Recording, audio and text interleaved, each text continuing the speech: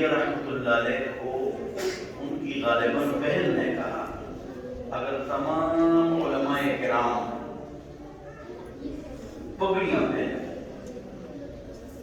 تو تمام عوام ٹوپیاں پہنے. علماء نے پگڑیاں چھوڑ دی, عوام نے نماز میں ٹوپیاں چھوڑ دی.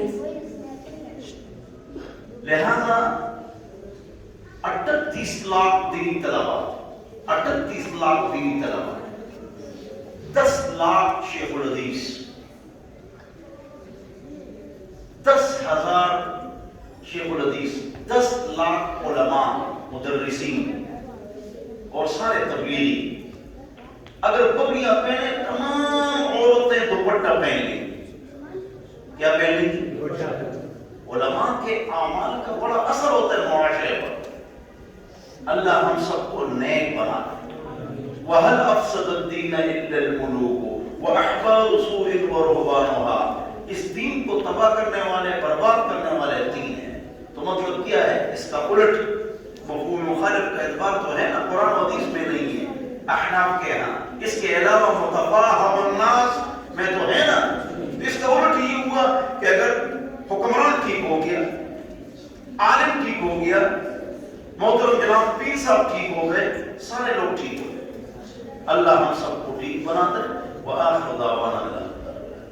ثامنا إذا كان غالب مال المهدي حلالا لا بأس بقبول هديته وأكل ماله ما لم يتغير له أنه من حرام وإن كان غالب ماله حرام. یعنی اگر ادھر دیکھو, اگر اکثر مال حرام ہے, تمام مال حرام ہے, اس کا ہدیہ قبول نہ کرو, کھانا اس کے گھر نہ کھاؤ. اس کے بدلے اگر کچھ لے جاؤ اور اس کو دین کی دعوت بھی تو دینی ہے تو پھر جائز ہے. پھر کیا ہے؟ جائز ہے, گنجائش ہے. اور جس کا مال مشکوک ہو اس کے گھر کھا سکتے ہو. جس کا مال آپ کو پتہ ہے کہ آدھے سے زیادہ حرام ہے تو اس کا نہیں, لیکن کم ہے, کم حرام ہے.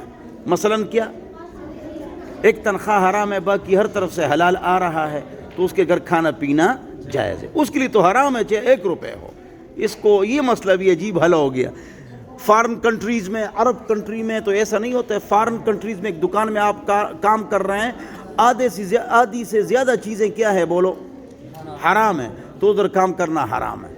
لیکن آدھے سے زیادہ چیزیں حلال ہے تو وہاں کام کرنا جائز ہے. لیکن اگر آپ کی اپنی دکان ہے فارن کنٹریز میں, آپ نے کھول دی, تو 1 بوتل آپ کے لیے رکھنا بھی شراب کا حرام ہے.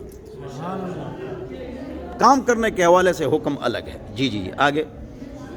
لا يقبلها ولا يأكل إلا إذا قال إنه حلال